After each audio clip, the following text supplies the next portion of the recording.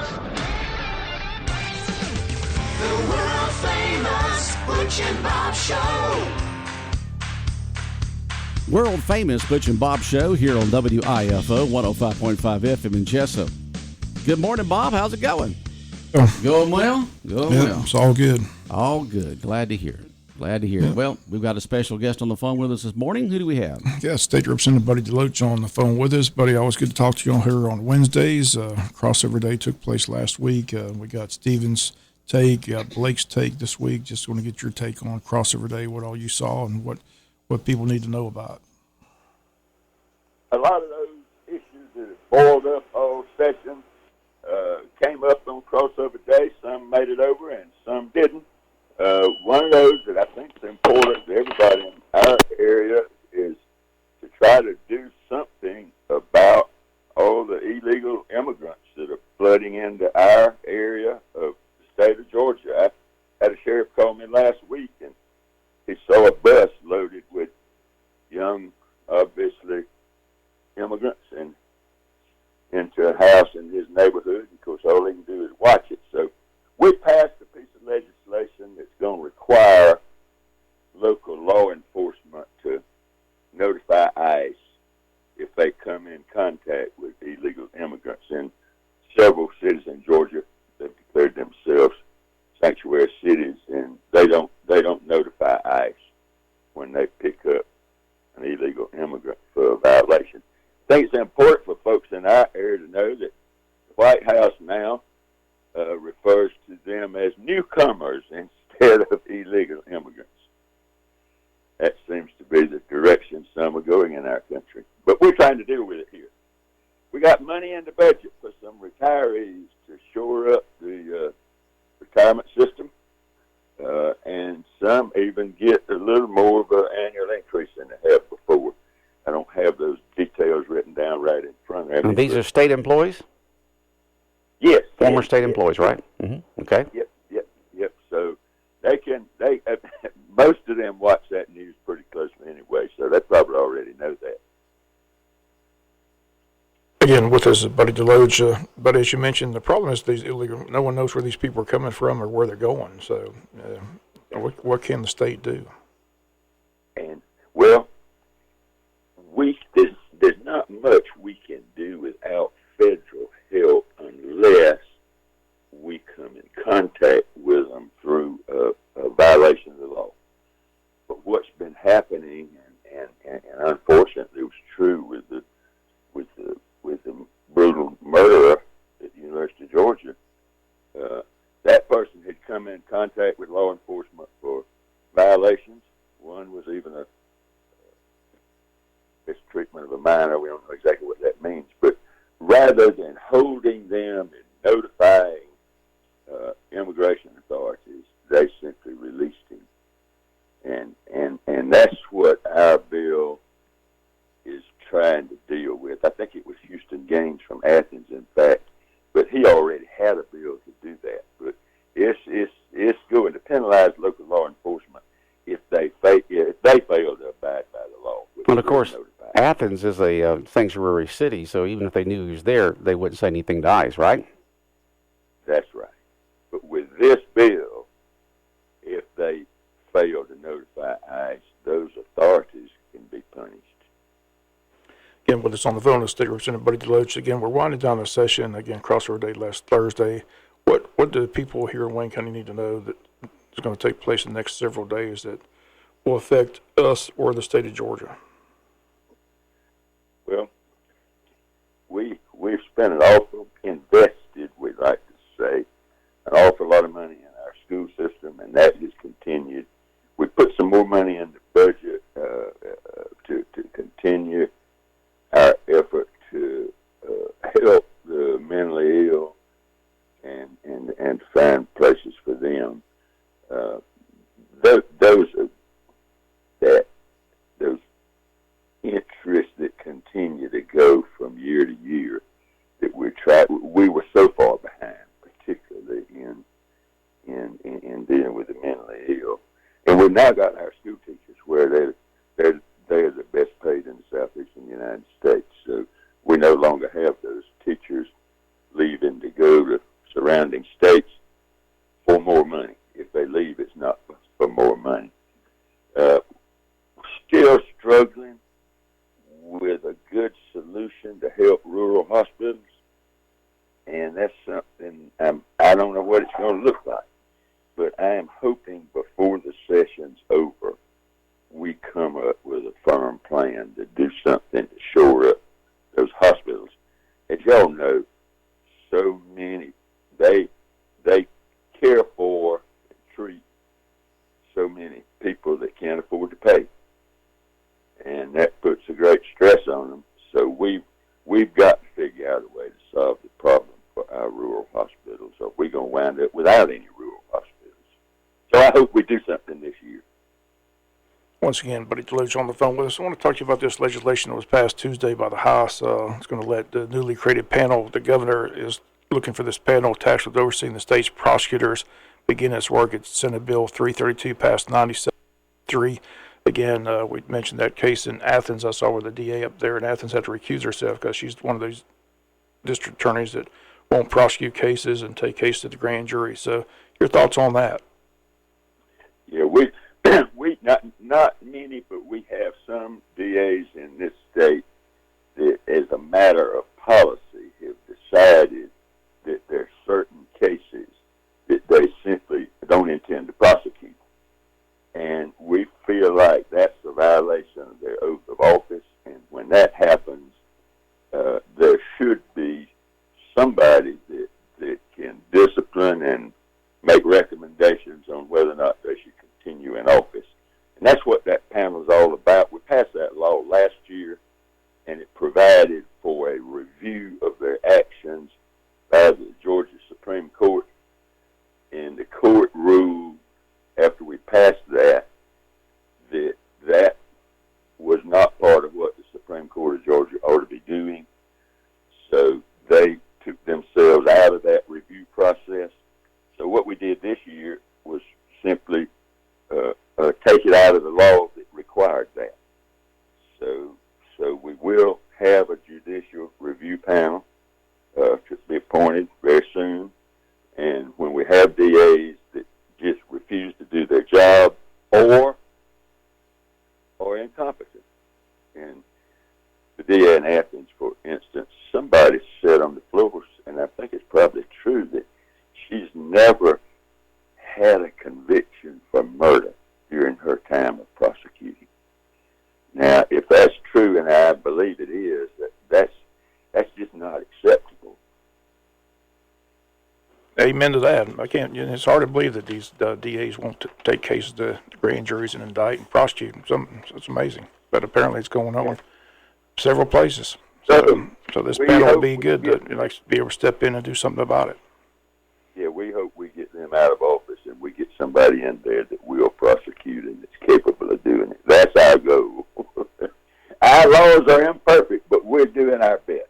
Understand. What about the update on the Okefenokee situation? A lot of people are still interested in that. Where's that stand? Are they going to be able to get that permit, or are they going to stop that, or what's going to take place? They now have the permitting process allowed for a test mine, and that's where we are now. They can do that. Neither one of the bills limiting mining in the Okefenokee passed the Georgia House. So we're in the posture that they can do their test mine. I noticed that federal wildlife folks are beginning to get involved, so they may have some restrictions also. So it's kind of a garbled mess. But let me say this. The interest of the general public, and they're expressing their interest and their concern, has had a great impact.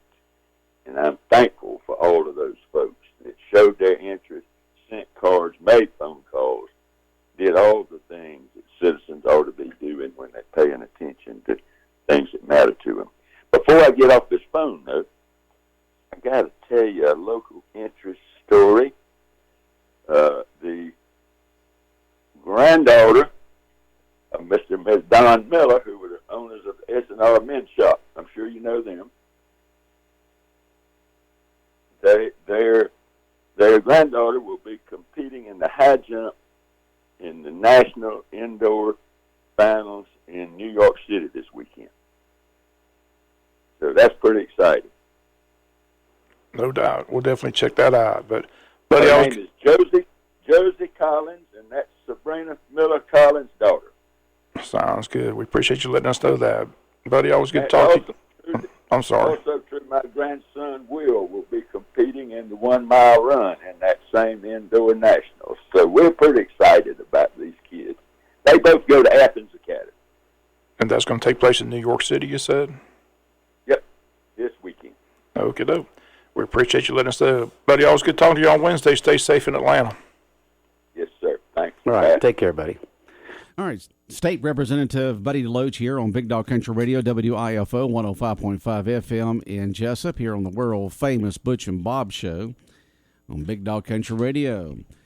Well, we've got Christy Carter in here this morning, and she's got an event coming up that she's involved with. And good morning, Christy. Good morning. How Good are you morning, doing? everybody. I'm great. You good? You good? Hey, I found out what a silent disco is when we start talking about this. Okay, yeah, you found out what a silent disco is. I All right. did. Last time I hear you mention that, I was like, what is a silent disco? You know? I shared you had to show up to find out because I couldn't describe it at that point. Couldn't describe it? No. All right, Christy, tell us once again the event that you're involved with and promote it once again. Yes, this is the 4th annual Inspire Experience Women's Retreat. The event will be hosted at Community Church on St. Simon's Island. It's going to take place on Friday, March 15 and all day Saturday, March 16. It kicks off with a dinner, so you'll get a meal on Friday night. So ladies listening in, I want to encourage you that you can still go to work possibly half a day or a little bit longer, and then scoot down there and be there for a nice dinner and hear the first day speaker. And then Saturday will be an all-day day. All day day. That's right. It's all day. It's going to take place all day during the day. Yes, there'll be a speaker on that day also. So I'll tell you about the speakers in a sec, but I wanted to let you know that we've extended the early bird registration, and it will be going on through March the 6th, which is today, correct? That's right. Yes. All day long. So it will go on through today, and we are getting close to capacity. We're getting not at capacity, but we're getting very close to it. So I want to encourage everybody to please register today. It's inspireexperience.org, and I want to share who the speakers are. So this is like a 2-day retreat for women just to stop and take a moment to breathe, leave the kids, leave the family for a little bit, and just get refreshed and rejuvenated in the spirit and worship. There'll be worship breakout sessions, 2 great speakers. The one for Friday night is going to be the national director from Crew, which is the Campus Crusades for Christ. And her name is Shanna Powell. She'll be there Friday evening. So after dinner, we'll hear from her. And she has an awesome story, Butch. It is a testimony that has actually placed her where she is in her career right now with Campus Crusades, leading teens in to love the Lord. Great story. And then we have on Saturday, we have the speaker. Her name is Sarah Ott Dayton, and she has an awesome ministry called Establish Her. And it's basically about being rooted in Christ. So that's the actual theme of the whole experience this year is rooted. Okay. I wanted to share Friday night, ladies, will be a silent disco, as we kind of mentioned that a moment ago. What that is, you asked me what that was. Yeah. And it is, you have these beat things. What are them things you put on your head? Beat headphones. Yeah, there's some funny name for them, new name for them. Yeah. Whatever. So you put these headphones on, and they have different channels, and we'll have like couches and lights and stuff, mood lighting in there. This is after the conference, so it's something fun to do at the end. And then there's channels here, and people are dancing and everything, and it's like a silent disco, but you can sit and talk to motion to friends and have them change their channel and be on the same music. I mean, it's just... You have to experience you have it. earplugs in there that play the music that you want to hear, so there's silent, so nobody else can hear it, and everybody can go to different channels and listen to different music and move to it, dance to it, listen to it, whatever the case may be. So I'm sure there'll be some kind of lights going on or something. I don't know, but that's something. You gotta have the disco ball at the very, very end of Friday night. That's something fun for ladies to do. And Saturday in the middle of the day with the breakout sessions and with the speaker, we'll also have a party on the lawn. And that's just something, a variety of different activities and things that people can do or ladies can do.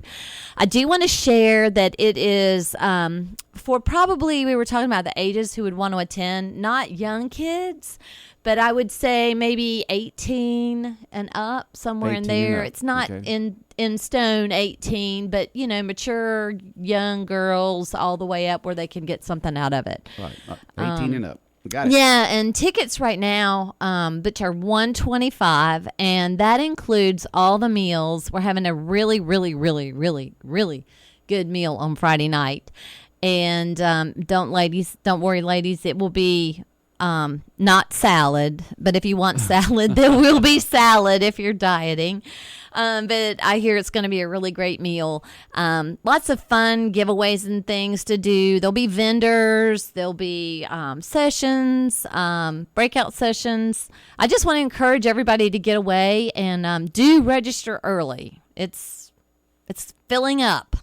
Okay, it's filling up. It's filling up. So come out, rejuvenate yourself, take some time for yourself, and come to get closer with the Lord, and invite your friends and family and whoever else you can think of to come. It's just it's like a day and a half. But remember, you can work on Friday and then get down there. Okay. So sounds good. Yes. Thank y'all so much for letting us talk about it. All right. Once again, just to recap the name of the event, where it's going to take place, the cost, and the hours. Yes.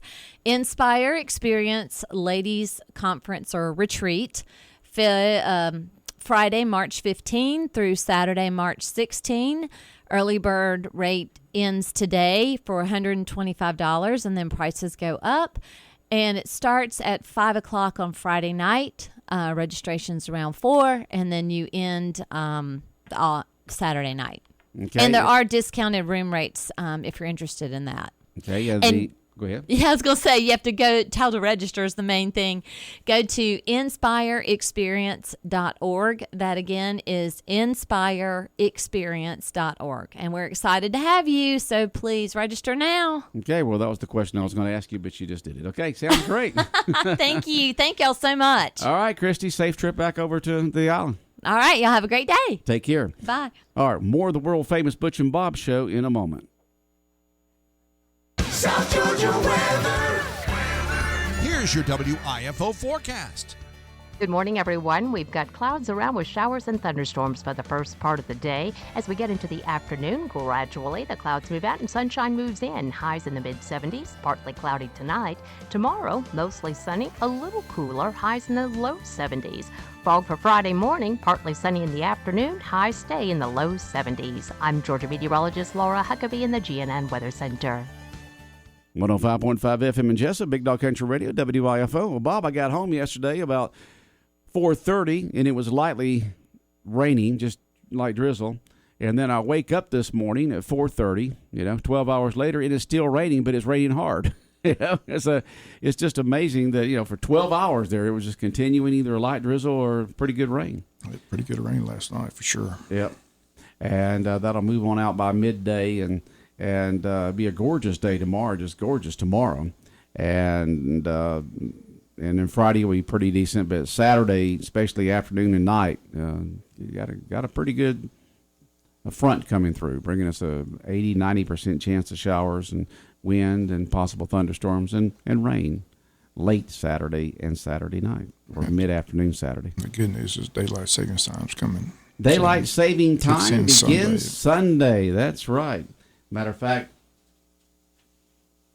on my weather this morning, I had what's the sunrise sunset for today versus next Wednesday. Sunrise today was at 6:47, and then sunrise next Wednesday at 7:39. So 6:47 today for sunrise, 7:39 for sunrise next week.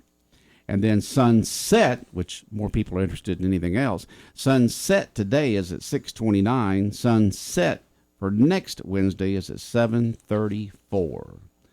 And so we get that extra hour of sunshine each day. Then, of course, each day is getting longer and longer up to mid-June. And so we'll have more sunshine as the year goes along up to mid-June, especially when daylight saving time kicks in to 2 a.m. this Sunday. Sprang forward. Our phones will do it automatically, but our watches and our clocks at the house, you'll have to move those forwards. Make sure you do that. You'll be late for church if you don't. Yep, gotta. Your show up in church forward. will be over. Huh? I said your show up in church will be over if you don't spring forward. I've seen people do that. Oh yeah, walking up, and people walking out. I've been guilty of that before. You've been guilty of that before? I have. It's not a good feeling. No. You're walking up and everybody's walking out. You're going, What? What? Did y'all move the service up early today and I didn't know about it? You didn't move your clock forward. Oh, okay.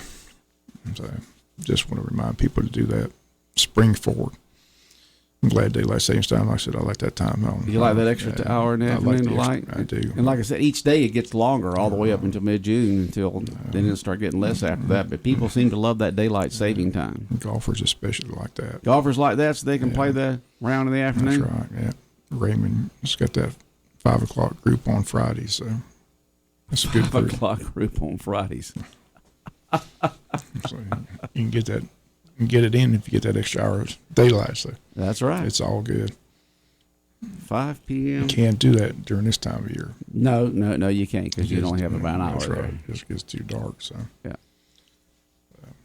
I like daylight savings time. It's a good time of year. Okay. Get ready for this NFL draft. It's going to be interesting to see what happens to Justin Fields. Where's he going? Because Chicago looks like they're shipping him out. Yeah. Apparently not.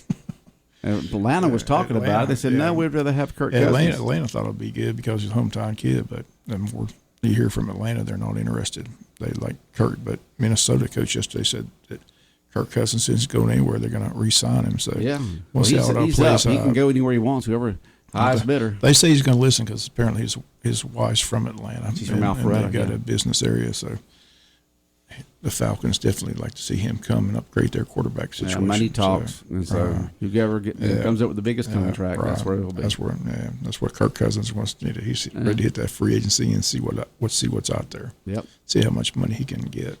Yep. So, but it's going to be interesting. Good, solid quarterback, not the best, but a good solid one. He's better than a lot of quarterbacks. Oh yeah, that's what I'm saying. He's good and solid. On Fox Sports this morning when I was coming in, they called him one of the best tier 2 quarterbacks. You know, you got your tier 1 ones like Patrick Mahomes and people like that, but he's the top of the tier 2 quarterbacks. Good, solid. You can depend upon him, and so we'll see where he goes. We'll see if Atlanta gets him. It'll be great if he could come to Atlanta, being put on that Falcons uniform. Got some good receivers there, good young talent. Maybe you'd like to come there, but I got a feeling whoever writes the biggest check will be the person who gets them. Maybe you'll throw the ball to Kyle Pitts.